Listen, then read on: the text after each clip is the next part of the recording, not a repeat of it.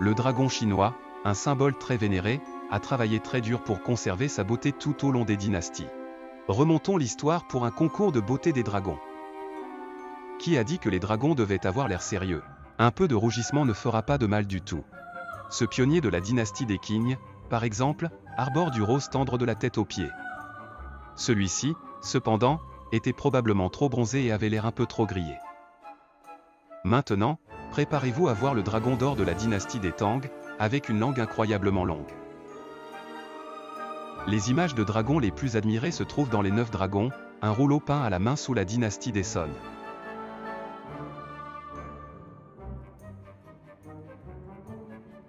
De nombreuses images réalisées au fil des millénaires nous aident à reconstituer l'évolution épique du dragon, qui progresse avec la civilisation chinoise.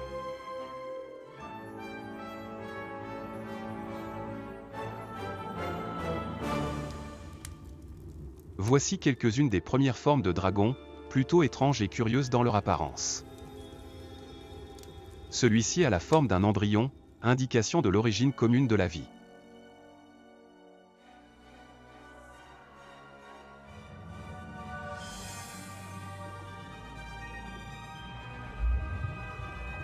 Quand il y a de la vie, il y a de l'espoir. Dans les temps anciens, la durée de vie était courte et la population, rare. Certains pensent que nos ancêtres ont créé de tels artefacts en forme d'embryon comme bénédiction pour une progéniture plus nombreuse et une vie prospère. Les gens de la dynastie des Han étaient carrément obsédés par les créatures mythiques. Les images des 4 symboles des constellations chinoises se retrouvaient partout. Le dragon azur et le tigre blanc, en tant que forme correspondante, ont commencé à s'incarner dans leur jeu de rôle. Les regards du dragon n'étaient plus mignons, mais étaient pleins de vertus martiales. La dynastie des Tang a apporté une autre transformation à la forme des dragons. Des corps élégants, des physiques dorés, et même une ambiance de ouf ouf. Les cornes courtes du dragon ont évolué pour devenir semblables aux ramures, symbolisant la vie éternelle car les ramures tombent et repoussent chaque année.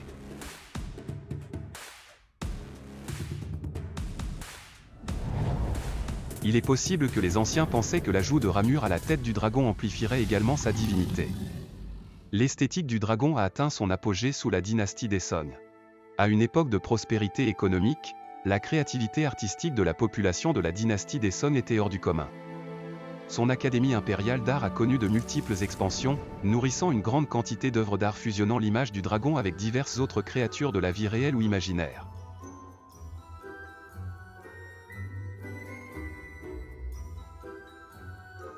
N'y avait-il tout simplement aucune limite à sa créativité?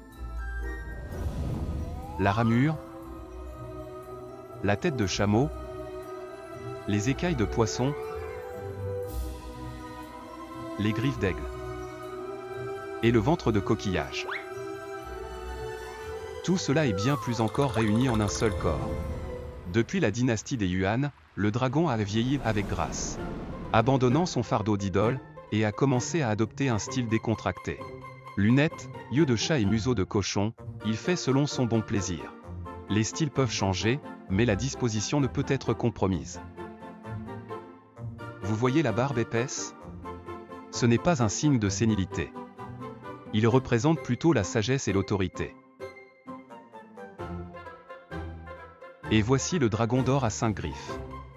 Sous les dynasties des Yuan, des Ming et des Qing, il existait même des règles strictes concernant l'utilisation de décorations de dragons à 5, 4 ou 3 griffes. En regardant les changements intervenus dans leurs images, même les dragons eux-mêmes doivent l'admettre. Chacun d'entre eux avait un esprit fort et était une icône de son époque.